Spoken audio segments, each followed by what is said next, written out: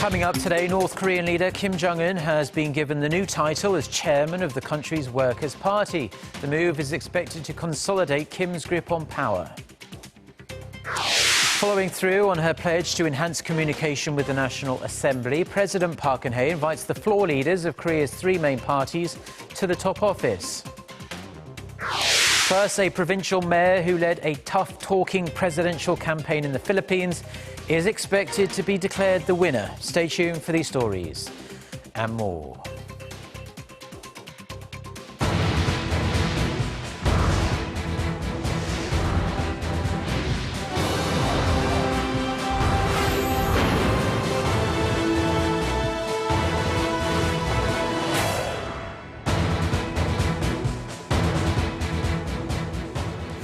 Hello, it's noon on Tuesday, the 10th of May. You're tuned in to our midday newscast here on Arirang TV. Thank you for joining us. I'm Mark Broom. We begin this lunchtime at the nation's top office. President Park Geun-hye once again stressed the importance of the economy and national security at this week's cabinet meeting. She also touched upon her recent state visit to Iran and North Korea's Workers' Party Congress, which ended last night. For more, we turn to our presidential office correspondent Song Ji-sun, who's on the line for us. So, Ji-sun, we hear the president is set to meet with the leaders of the country's three major political parties this week. That's right, Mark. President Park has invited floor leaders and chief policymakers of the three main parties to Cheongwade for a meeting on Friday afternoon. She is following up on a pledge she made at a meeting with chief news editors last month to enhance communication with lawmakers. It is the first time they'll meet since the ruling Saenuri Party lost its parliamentary majority in the general election last month. The last time she invited floor leaders to the top office was over 6 months ago. During the meeting, President Park will likely call for the lawmakers' support in passing bills key to her policy initiatives and to join efforts to improve people's livelihoods while discussing other current issues. President Park also made note of North Korea's claim to be a nuclear state, as announced by its leader Kim Jong-un during the ruling Workers' Party Congress, in which the young leader was named the party chairman. The president characterized the regime's actions as a sign that they're unwilling to improve inter-Korean relations and said South Korea must unite to counter such threats to its national security. President Park also stressed the need to foster future growth engines during this time of slow growth and called on her cabinet members to relax regulations as much as possible on emerging growth items like drones to help the country compete in the global market. Back to you. Thank you, Ji-sun, for that report. Now, North Korean leader Kim Jong-un has been given a new title. He's now chairman of the country's Workers' Party. He was previously first secretary, which had been the highest position in the party. The news was announced late Monday as the party's four-day Congress wrapped up its official agenda in Pyongyang. Connie Kim with the details. North Korea's highest political gathering in nearly 4 decades came to a close on Monday, giving the North Korean leader a new title. North Korea's Korean Central Television reported Monday, Kim Jong-un was elected as a chairman of the ruling Workers' Party of Korea. The title Kim will be given was a highlight of the convention, as Pyongyang said it will give the leader the party's top title. Kim's promotion to the party's chairman is seen as a move to dominate the party and consolidate his power, as the young Kim has been seeking to secure the legitimacy of the ruling Kim family's dynasty. In addition, foreign media that were allowed access inside the convention has reported that the party now has 5 standing members of the Workers' Party of Korea: Kim Jong-un, Kim Young-nam, Hwang Byung-seo, Choi Ryong-hae, and Park Bong-ju. This means 2 additional party members, Party Secretary Choi Ryong-hae and Premier Park Bong-ju, have been added to the Standing Committee of the Workers' Party of Korea's Political Bureau. The 4-day convention kicked off with an opening speech from Kim Jong-un, followed by a 2-day briefing of the party's works. On the following day, Pyongyang adopted a statement that said it will pursue economic development and boost the state's self-defensive nuclear force, both in quality and quantity, supporting the so-called Pyeongjin policy spearheaded by leader Kim Jong-un. The North's highest political gathering has come to an end, but the general consensus seems to be that the young Kim used this rare party convention to reaffirm North Korea's position as a nuclear state, which will further isolate it from the international community. Connie Kim, Arirang News. Now, speculation about the timing of North Korea's historic party congress hasn't died down, even though the event, as we just heard, wrapped up yesterday. Our Lee Ji-won turned to some experts for their opinions. Although North Korea has closed the door on its once-in-a-generation Workers' Party Congress, which ended its 4-day run on Monday, experts are still speculating about why the Congress was called at this point in time. Since he came to power after the death of his father, Kim Jong-un has been executing and reshuffling high-level officials to cement his grip on power, elevate the party, and replace Kim Jong-il's military-first policy of Jongun with his Pyeongjin policy of simultaneous nuclear and economic development. Experts say now that he's secured his place at the top of the party as its chairman through his reign of fear, while also serving as the chairman of the National Defense Commission and the supreme commander of the Korean People's Army, Kim is seeking to demonstrate his confidence in his rule and declare the beginning of his era. The 7th Workers' Party Congress aims to clearly declare the regime's new leadership amid political, economic and social instability. Experts also say the Congress was called to solidify the legitimacy of the Workers' Party. Although it had already been decided that Kim would be elevated to the position of party chairman, the Congress was held to demonstrate that formal procedures are still necessary for decisions made by the regime. Some say that with the regime gaining stability through the party Congress, North Korea could return to negotiations over its nuclear program in exchange for sanctions relief, though some also see the scenario as unlikely. There is a possibility North Korea could use nuclear negotiations to bring about a loosening of the international sanctions on the regime. But the North is firm on its stance that it will not give up its nuclear program, so negotiations are unlikely. Given that, the expert doubts that South Korea, the US, or China will enter into negotiations with North Korea. Lee Ji-won, Arirang News. Authorities in South Korea are investigating a hacking incident at Hanjin Heavy Industries Construction last month. Hanjin is in charge of building naval ships, including South Korea's largest military transport ship, the Dokdo.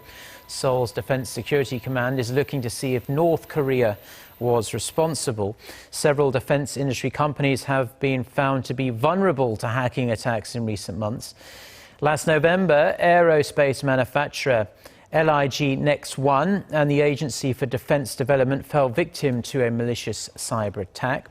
The two are in charge of building the AESA radar, a key component for South Korea's indigenous fighter jet project.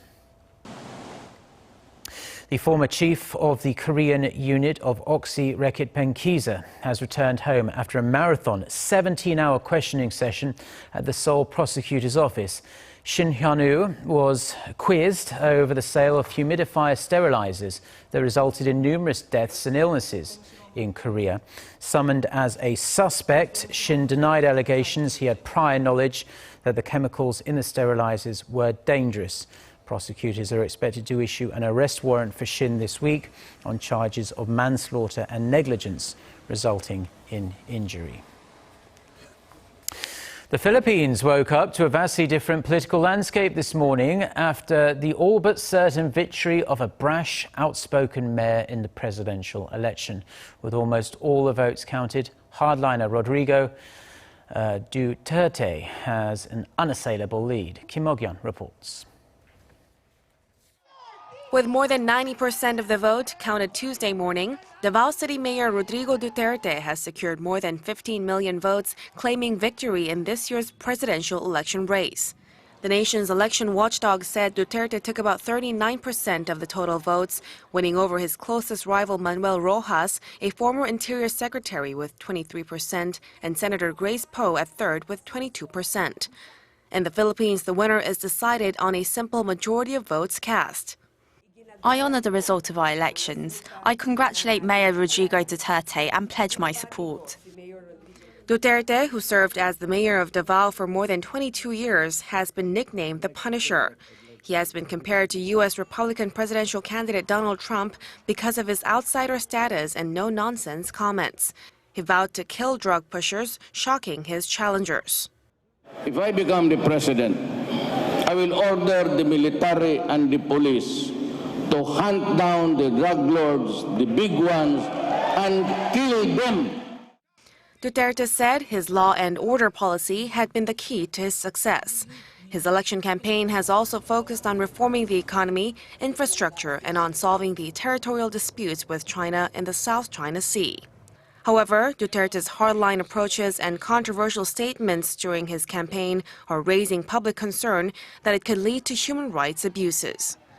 Kim Mok-yeon, Arirang News. An international journalist group has released a searchable database of offshore entities that are part of the so-called Panama Papers investigation. Oh Seung has the details. More than 200,000 offshore entities included in the Panama Papers have been made public. The International Consortium of Investigative Journalists released the database on Tuesday at 2 a.m. Korea time. Visitors can go to the website to see who is behind the different accounts tucked away in 21 offshore havens around the world. Among the tens of thousands entities listed, only 8 were found to be held by South Korean nationals. North Korea doesn't appear on the list of countries on the website. The online database does not include records of bank accounts and financial transactions, emails, passports, other correspondence or phone numbers. The ICIJ said it was releasing the information in order to serve public interest. The data, however, is a tiny fraction of the roughly 11.5 million documents leaked to a German newspaper last year. The papers belong to a Panama-based law firm, Mossack Fonseca, one of the world's biggest players in the grey zone of shell companies, trusts and other kinds of offshore financing. Some of the Panama Papers scandal's most shocking revelations include the involvement of high-profile figures around the world and a number of companies linked to suspected money laundering, arms and drug deals and tax evasion. Oh Seung, Arirang News. Donald Trump, the presumptive Republican nominee in the race for the White House, is under fire once more, this time for his comments on U.S. fiscal policy.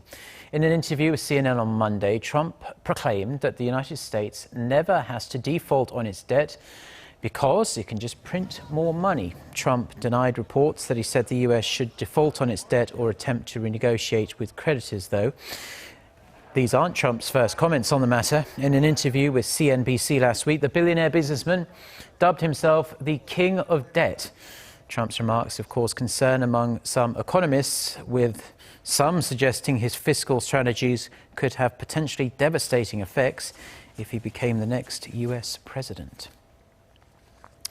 Now, with an exact date for the US Federal Reserve's interest rate hike still up in the air, experts on Wall Street are now carefully speculating that the next hike will not happen until September. They say this is because of the underperforming labour market in the United States.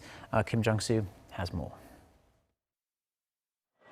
Financial experts and investors on Wall Street are anticipating the U.S. Federal Reserve will postpone hiking its interest rates to September. According to a Reuters survey of 18 major banks, 70% said the hikes will occur in that month. 80% speculated that rates will stay the same at the Fed's next meeting in June. Their reasoning is that the U.S. job market is performing worse than expected. In the latest U.S. Labor Department report, payrolls for non-agricultural industries increased by less than what economists expected, as April's job gains were the smallest since September. The expected number of new jobs for April was 200,000, but the actual increase amounted to only 160,000. The numbers are in stark contrast to May of 2015, when the U.S. welcomed a boost of over 280,000 jobs. But there are some experts who interpret the Labor Department report in a more positive light. You put this report together with the trend we've been watching in jobless claims, which is a much more comprehensive and more timely information. It's telling you that the job market is doing pretty well, even if this month's report itself is a little disappointing. The report also said both average hourly earnings and average work weeks are rising. With the data sending mixed signals and global growth slowing, world economies are monitoring how and when the Fed will finalize its interest hike decision. Kim Jong-soo, Arirang News. Hyundai Motor has hit a significant sales milestone in India, selling more than 4 million cars in the South Asian country since it first entered the market about 20 years ago. According to industry data, Korea's largest automaker sold 4.22 million units as of the end of April. Hyundai Motor is second in terms of sales in India after Maruti Suzuki, and first in exports with about 40% of its locally produced cars shipped around the world. The automaker has exported a combined 2.36 million units of the 10 models it manufactures at its plants in India.